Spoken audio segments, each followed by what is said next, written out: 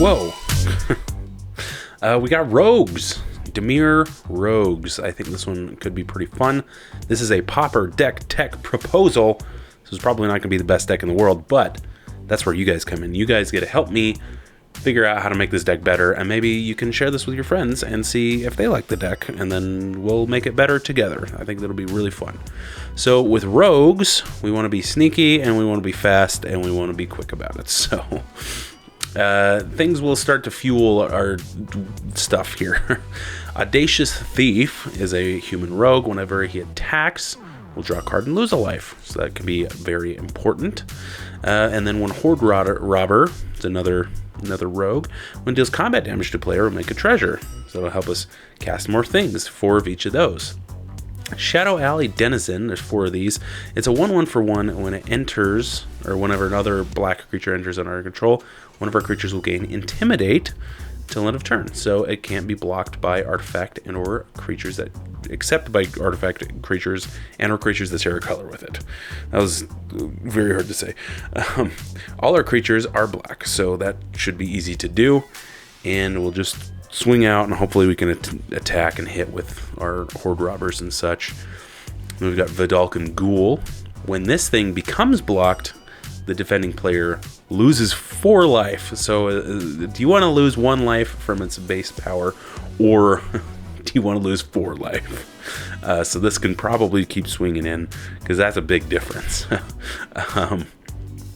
So it's not really that worth it to block. So we'll probably get through with this, or they'll have to waste a kill spell on it, which is really frustrating and a lose-lose for our opponents.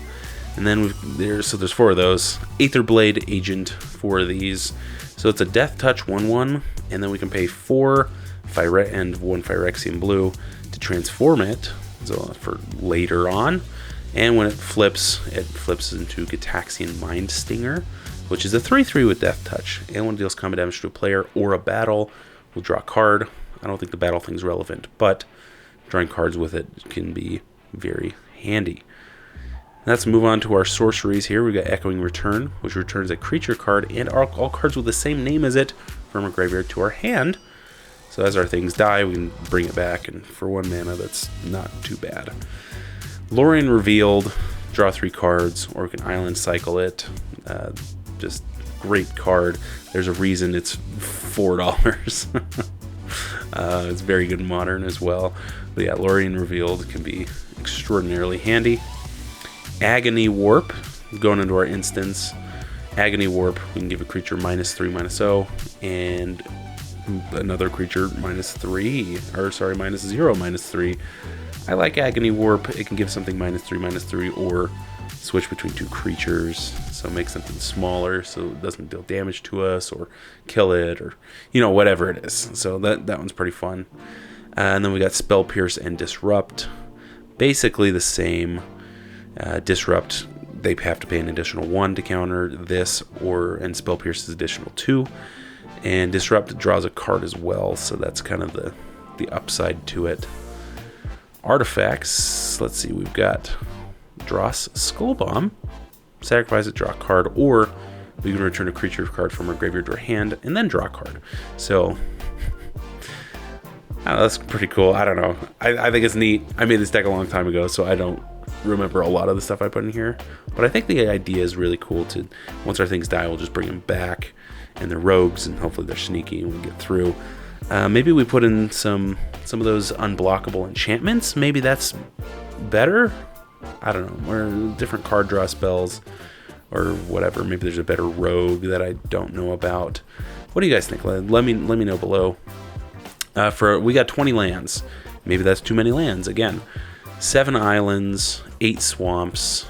We got 4 dismal backwaters, so we're gaining life.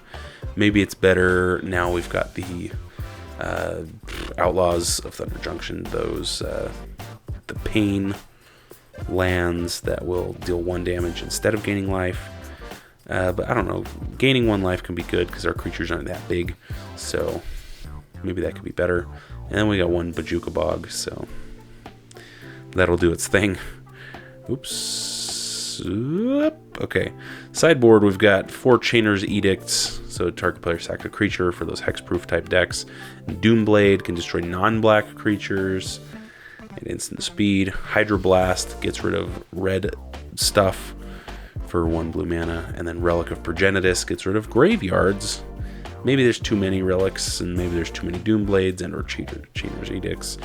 Let me know. Again, I'm terrible at sideboards, and I guess it kind of depends on the Pauper meta where you are or during the time. So Relic of Progenitus and Hydroblast are, I think, are pretty well staples, but yeah, I don't know.